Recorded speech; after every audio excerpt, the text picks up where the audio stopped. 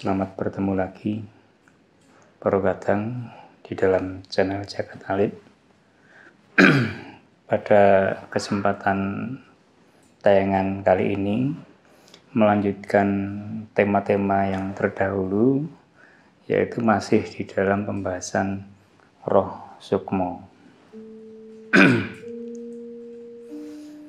Paro Kadang setelah tayangan sebelumnya panjenengan semuanya itu diberi pengetahuan mengenai apa itu rohwan, ya, yang dimana di dalam rohwan itu ada sultania, ada rohania, dan ada juga jasmania.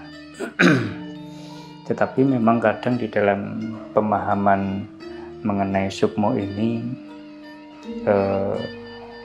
belum tentu mudah Paro Kadang, sebab panjenengan semua itu harus benar-benar tahu, benar-benar paham, dan benar-benar merasakan, karena yang kita bahas ini sungguh-sungguh tidak bisa disentuh, tidak bisa didumuk, ya Paro Kadang ya.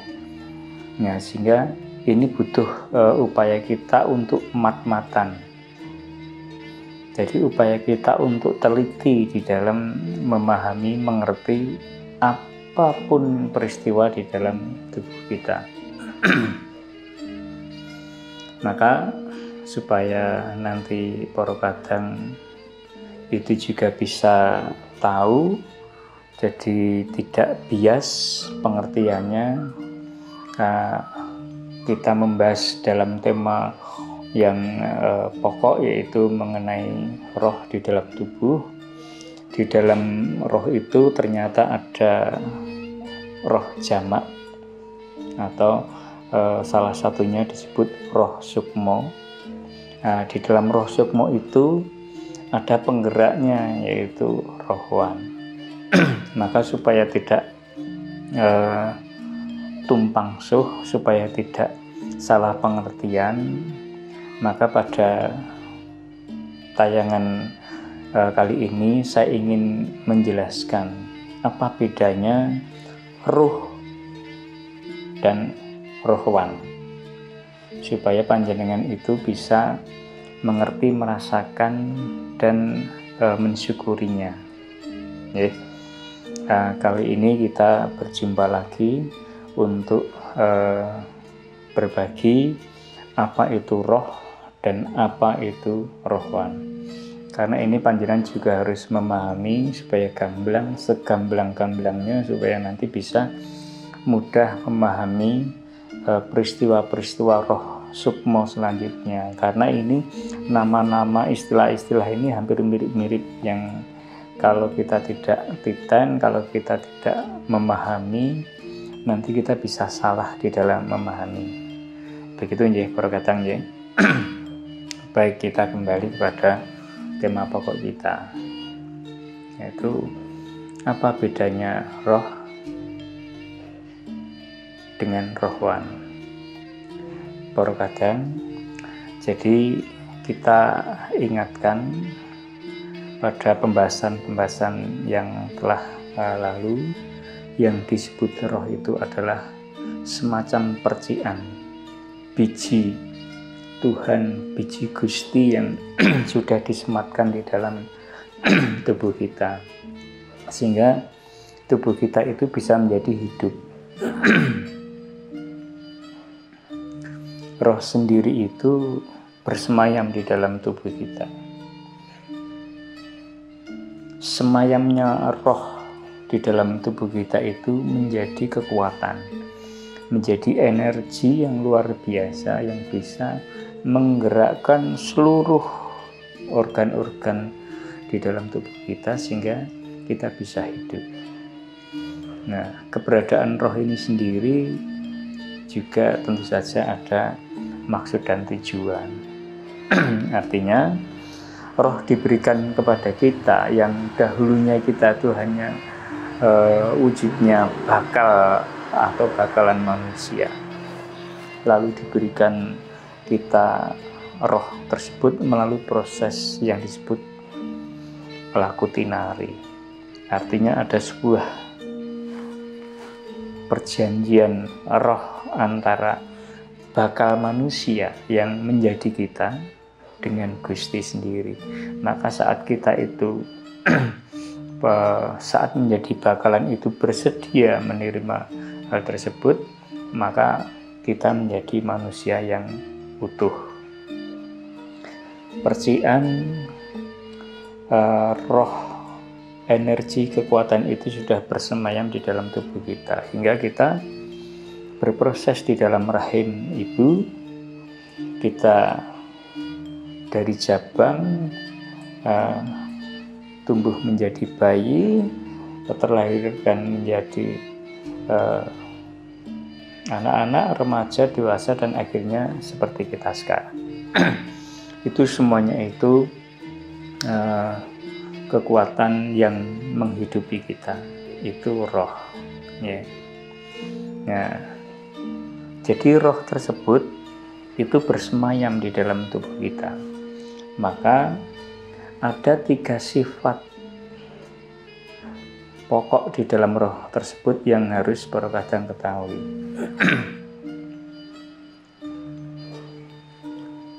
Pertama, roh itu mempunyai hakikat tunggal tapi jamak.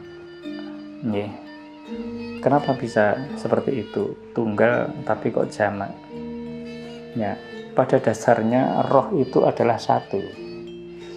Tetapi saat roh itu disematkan di dalam tubuh manusia khususnya, roh tersebut itu menduduki atau menempati tempat-tempat yang memang sudah disediakan oleh Gusti. Maka oleh sebab itu, roh yang awalnya satu itu saat menyatu di dalam tubuh menjadi banyak. Nah, jadi sesungguhnya saat kita itu mempelajari jagat alit, kita tidak bisa mengeneralisir. Artinya ya yang namanya roh itu ya mek siji. Kita tidak bisa, kecuali memang kita tidak dalam rangka untuk mempelajari jagat alit. Tidak dalam rangka untuk meyakini diri kita supaya sesuai dengan kehendak Gusti. Jadi kalau kita hanya menganggap bahwa roh itu hanya satu di dalam tubuh kita, maka saat ada satu komponen di dalam tubuh kita itu yang sakit atau mungkin menjadi cacat masif atau memang sudah tidak bisa digunakan, maka kita selesai. Artinya kita mungkin sudah tiada, karena roh dianggap hanya satu. Maka sifat dan karakter hakikat dari roh ini itu yang awalnya itu hanya disematkan, hanya disemaikan di dalam tubuh kita oleh Gusti ini, memang awalnya satu, tetapi berkembang menempati tempat-tempat tertentu, di mana tempat-tempat tertentu itu roh-roh tersebut itu mempunyai peran dan tugas-tugasnya, maka itu disebut jamak. Nah, tunggal tetapi jamak. Jadi tunggal itu satu, jamak banyak. Jadi itu hakikatnya seperti itu para kadang, ya. Jadi roh itu tunggal tapi banyak atau jamak. Lalu ada sifat yang lain. Roh itu tidak berbentuk, tapi berwujud. Ya. Jadi kenapa bisa demikian? Misalnya Pak Bagus mengatakan tidak berbentuk, tapi kok berwujud. Nah, kalau tidak berbentuk ya tidak berwujud, mestinya kan seperti itu. Nah, maka mari para kadang kita belajar mengenai jagat alit di dalam diri kita, agar kita itu bisa melihat, agar kita itu bisa melihat, memahami dengan pasti, dengan utuh apa itu roh di dalam diri kita. Tadi saya katakan memang roh itu tidak berbentuk, tapi ada wujudnya. Artinya wujud itu bisa dilihat. Nah, kalau roh itu bentuknya memang berada di dalam situasi yang tidak bisa dilihat oleh mata indera kita, maka sesungguhnya itu bisa dilihat. Nah, saat bisa dilihat itulah akhirnya kita melihat wujudnya. Nah, orang mengatakan roh itu ya roh, karena tidak bisa disentuh, tidak bisa dilihat, maka tidak berwujud. Maka sesungguhnya kalau kita itu belajar jagat tarik, maka bisa mengetahui sesungguhnya orang mengatakan itu roh tidak berbentuk, tapi sesungguhnya kita bisa melihat bentuknya seperti apa roh tersebut. Terkadang di dalam diri kita, saat kita itu benar-benar semalah menep dan kita dimampukan oleh Gusti untuk melihat kuasanya, yang namanya roh itu, kalau para kadang bisa melihat, itu wujudnya seperti cahaya. Ya, maka saya mengatakan tidak berbentuk tapi berwujud, ono wujudnya karena bisa dilihat. Nah, bercahaya tetapi tidak panas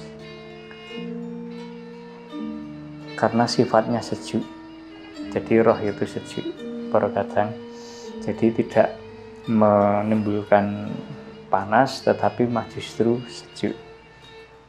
Itu kalau para kadang bisa atau pernah mengalami di dalam sebuah peristiwa saat Sewu ada saudara kita itu yang mengalami peristiwa les, artinya baru proses meninggal, sehingga ada bentuk roh itu yang keluar dari dalam dirinya, meninggalkan wadaknya, lalu ada proses keluar dari tubuhnya tersebut. Itu wujudnya itu cahaya dan sejuk sekali. Nah, itu makanya saya tadi sampaikan tidak berbentuk tapi berwujud. Harapan saya nanti para kadang juga belajar supaya nanti bisa perso sendiri dan bisa mengagumi bahwa hal-hal tersebut adalah milik Sang Maha Pencipta, sehingga panjenengan menambah rasa tresna panjenengan, menambah rasa rindu panjenengan terhadap Gusti. Lalu sifat yang ketiga adalah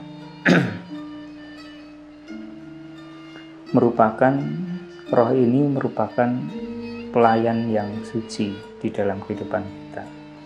Tanpa roh kita tidak bisa menjalankan peran dan lampah-lampah kita di dalam kehidupan ini. Tanpa roh kita hanya seonggok daging yang mungkin sudah tidak berguna. Karena roh sendiri itu menuntun kita kepada jalan-jalan yang baik, menuntun kita kepada kehendak dan dawuh-dawuh Gusti. Dengan roh itu kita dituntun untuk menjalankan perutusan, untuk menjalankan misi penyelamatan umat. Artinya kehidupan kita itu sangat-sangat berperan di dalam kehidupan jagat madya atau jagat seserawungan. Itu roh itu merupakan pelayan yang suci. Tapi para kadang roh tersebut tidak pernah dipuji. Jadi manusia itu jarang memuliakan roh tersebut. Lebih banyak manusia itu langsung tertuju kepada Gusti. Nah, sehingga kinerja yang berada di dalam tubuh kita itu ya tidak sempat kita rasakan, tidak sempat kita amat-amati dengan rasa.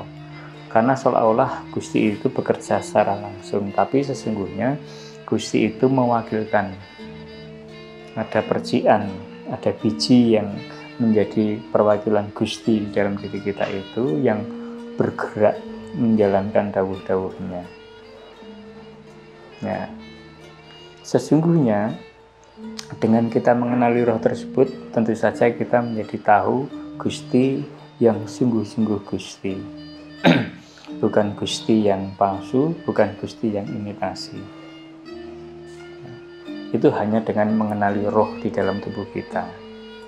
Karena roh yang berada dalam tubuh kita itu adalah milik Gusti seutuhnya, bukan ciptaan manusia, dan bukan rekayasa teknologi.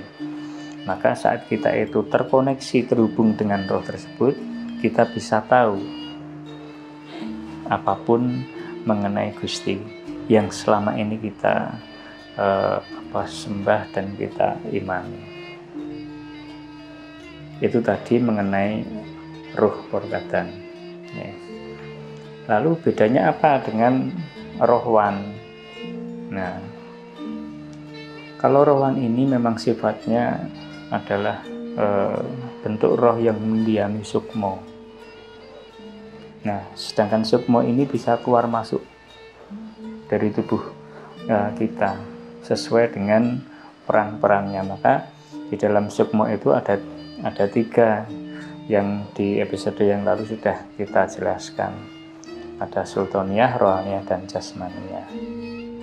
Nah, apa bedanya dengan roh sendiri? Nah, Porkadang, rohwan ini mempunyai sifat dan karakteristik yang panjenengan juga harus memahami. Yang pertama, mengenai hakikat. Sangat-sangat berbeda dengan roh yang menjadi pokok. Nah, rohwan ini hakikatnya itu jamak, tetapi tunggal. Ya, berbeda ya Porkadang ya. Kalau yang roh tadi itu tunggal tapi jamak, tapi rohwan ini jamak tapi tunggal.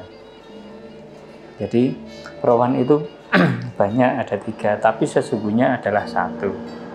Nah, jadi itulah yang menggambarkan bagaimana di dalam rohwan tersebut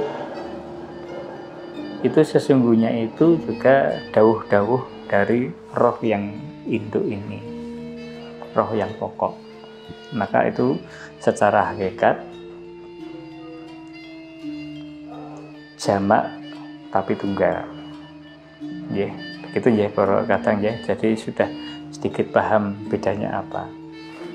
Lalu yang kedua, di dalam rohwan ini jelas-jelas berbentuk dan berwujud. Kalau roh tadi kan tidak berbentuk tapi berwujud. Kalau rohwan itu berbentuk dan berwujud. Bentuknya seperti apa, wujudnya seperti apa rohwan itu. Karena rohwan itu adalah bagian yang menggerakkan sukmo, Porkadang, sedangkan sukmo tersebut itu adalah kembaran kita, maka bentuknya ya seperti kita, wujudnya ya seperti kita, seperti saat kita itu bercermin. Nah, maka rohwan ini berbentuk dan berwujud. Berbeda dengan roh. Roh itu tidak berbentuk tapi berwujud, karena wujudnya sinar, karena rasanya itu dingin, sejuk gitu ya. Kalau rohwan ya bentuknya seperti bergeri seperti kita, wujudnya seperti ini. Nah, itu bedanya. Maka yang ketiga, di dalam rohwan itu kita menyebutnya apa? Karena rohwan ini menggerakkan sukmo, sedangkan sukmo itu disebut badan alus. Nah, badan alus ini sesungguhnya kita pahami sebagai badan yang suci. Nah, jadi sukmo ini adalah badan kita yang suci,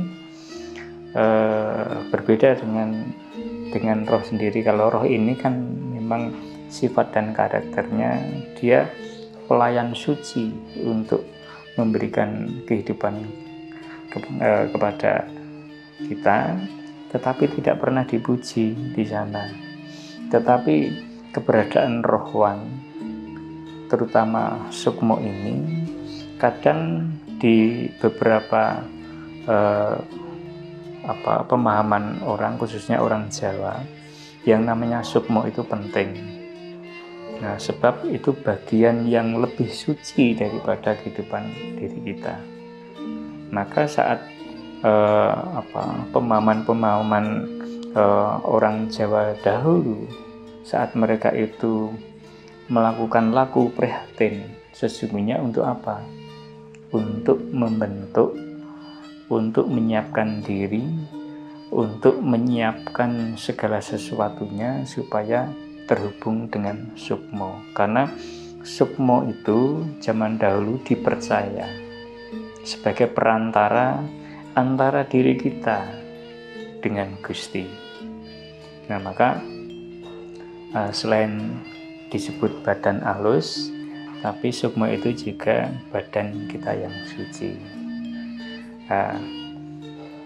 Kurang lebih begitu perkataan, ya. Jadi saat kita memahami kedua perbedaan itu bukan berarti saling bertentangan, tetapi ini kita hanya menunjukkan supaya mapan pengertiannya.